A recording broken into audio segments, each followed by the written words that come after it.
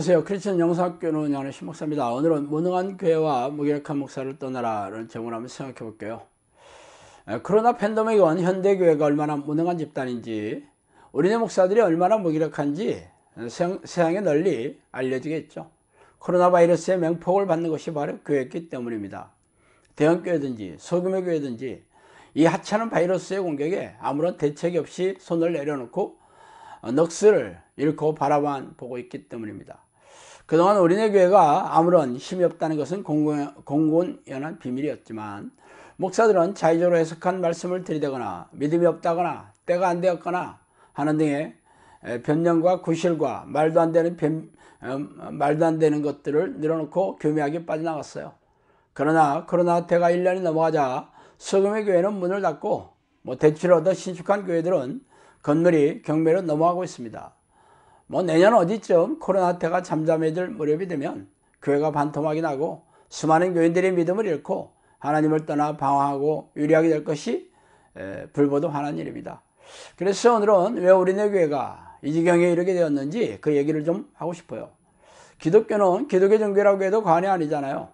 예수님의 탄생으로부터 기적으로 시작해서 십자가의 죽음에 이르기까지 기적으로 도배하고 있습니다. 예수님의 사역을 이어받은 사도들과 제자들도 다르지 않았죠. 그들은 귀신을 쫓아내고 질병을 고치면서 기적과 이적으로 영혼을 구원하고 하나님의 나라를 확장해 나갔습니다. 그러나 로마 황제가 기독교인이 되고 나서 기적은 교회에서 자취를 감추었죠.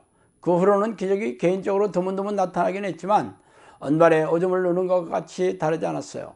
그래서 이 시대의 교회는 신학자들의 주양대에 숨어 사도시대에 나타난 기적의 종말을 구하였죠. 말씀이 완성된 시대이므로 더 이상 기적 따위는 필요 없다는 뒤에 기이한 논리를 펴면서 말이죠. 그래서 말씀이 완성된 시대에 우리네 교인들은 평안하고 형통하게 살고 있습니까? 말씀이 완성된 이 시대에 기독교와 크리스천들이 세상 사람들의 존경을 받고 있어요? 말씀이 완성된 시대에 성령의 열매가 풍성하게 맺히고 있습니까? 인터넷에 들어가면 기독교는 기독교, 혹은 목사는 목사로 조롱과 멸시를 받으며 기독교의 교회를 옹호하는 교회라도 올리라 치면 십자포화를 맞을 각오를 단단히 해야 되겠죠. 한마디로 기독교는 세상 사람들의 조롱과 경배를 받고 있는 중입니다. 그리스도인이란 말의 출처는 바울과 바나바가 안디옥에서 2년 동안 복음을 가르쳤을 때 그 도시 사람들이 그리스도인이라는 존경스러운 호칭을 붙여준 말이에요. 당시 사도들과 제자들은 유대교와 로마 당국의 박해로 도망치듯 숨어 다녔는데, 아이러니하게도 복음을 전파하는 도시 사람들은 기독교인들을 따뜻하고 존경스러운 눈으로 바라보았죠. 그러나 지금의 기독교는 세상 사람으로부터 경멸과 치욕의 대상이 되고 있어요. 참 기가 막힌 일이죠. 왜 그런지 아세요? 총체적으로 교회와 목사와 교인들이 하나님의 탁월한 능력을 덧입지 못하고 있기 때문입니다. 그래서 거룩한 성품으로 변화되지 못하며 귀신을 쫓아내고 질병을 고치는 등의 착한 일을 할 능력을 잃어버렸기 때문이죠. 그래서 교회 지도자들은 자신의 무능함과 무기력을 회개하며 땅을 치고 통곡하는 것이 아니라 이제 성령의 능력 따위는 없어도 된다는 틀로 가르치고 있으니 참 기가 막힌 일이죠. 그렇다면 자꾸만 교회에서 말하는 성령의 능력이 없어도 된다는 이유에 대해 하나하나 반박해 보고 싶어요. 말씀이 완성되었으므로 성령의 능력 따위는 더 필요가 없다라는 것이죠. 집을 지을 때 가장 먼저 하는 것이 터파기입니다. 그래서 포크레인을 동원하여 흙을 퍼내고 강철 빔을 박아 기초공사를 하죠. 그러나 집이 완성되면 더 이상의 포크레인이 필요 없다. 성령의 은사나 능력은 포크레인 같은 것이다. 우리네 교회는 이제 집이 완성되었으니 기적을 드러내는 성령의 능력 따위는 더 이상 필요 없다는 틀로 말하고 있어요. 과연 그렇습니까? 성경 말씀이 뭐예요? 바로 하나님 아니십니까? 요한복음의 시작이 바로 태초의 말씀이겠으니 그가 하나님이라고 말하지 않아요? 그렇다면 하나님은 어떻게 자신의 존재감을 드러냅니까?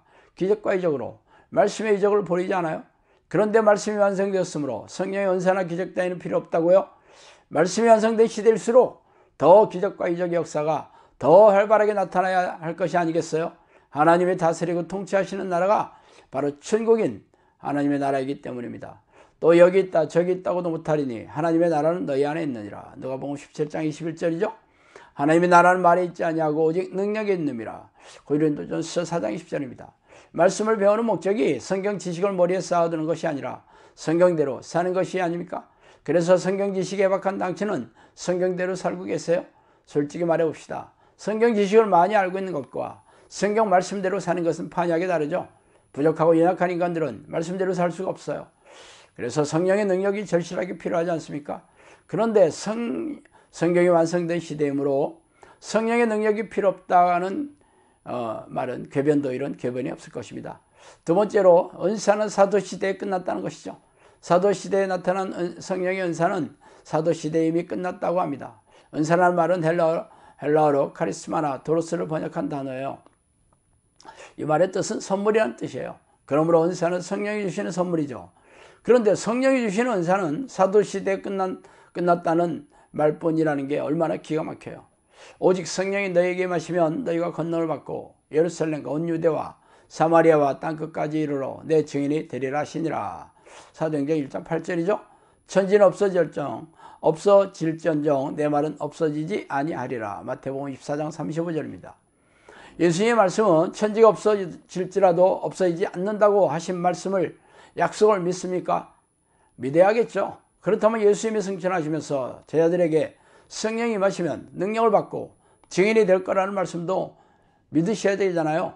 그래서 사도들과 제자들은 성령의 능력을 받아 귀신을 쫓아내고 고질병을 고치면서 사역을 진행해 나갔습니다. 그들이 전도하는 방식은 무엇입니까? 바로 성령의 은사를 나타내는 것이었죠. 그래서 수천 명의 사람들이 그 기적을 보고 초대교회로 몰려들었어요. 그러나 작금 어린애 교회는 수많은 교인들이 어깨띠를 두르고 커피를 나누어주고 마스크팩과 생수를 선물로 나눠주면서 전도해도 콧방귀도 끼지 않죠. 이제 코로나 사태로 이런 전도행위조차 할 수 없게 되었습니다. 그런데도 성령의 은사 따위는 필요 없다고 말하고 있죠. 기가 막힌 일이에요. 앞으로 어린애 교회는 무너지고 기독교는 쇠락의 길로 접어들 것입니다. 코로나 사태가 끝나면 교회는 반토막이 될 겁니다. 왜? 이 시대는 성경이 완성된 시대라서 3분짜리 영접기도를 하고 일주일에 1시간짜리 주일 예배에 참석하기만 하면 천국은 따는 당상이고 이 땅에서 축복을 받아 부자가 되고 성공하며 살 수 있다는데 왜 세상 사람들은 적단할까요? 바로 성령의 능력이 없기 때문입니다. 이 시대의 교회는 한없이 무능하고 목사들은 무기력하죠. 그런데도 교인들은 무지해서 성령이 없어도 천국에 갈 수 있다고 믿고 있어요. 그렇다면 예수님께서 성령으로 다시 태어난 성령의 사람이 되지 않는다면 천국을 볼 수 없다는 말씀이 거짓말이라도 된답니까? 그래서 하나님은 코로나 바이러스를 보내셔서 이 시대의 교회와 목사들의 민낯을 드러내면서 무능하고 무기력한 자신의 믿음의 실체를 깨닫고 그간 하나님을 찾지 않았던 죄악을 회개하고 하나님께 돌아오도록 기회를 주고 싶어 하죠. 그러나 이 기회조차 잡지 않는다면 당신의 얼굴을 천국에서 볼 일이 결코 없을 것입니다. 자, 오늘은 여기까지 하겠습니다. 감사합니다.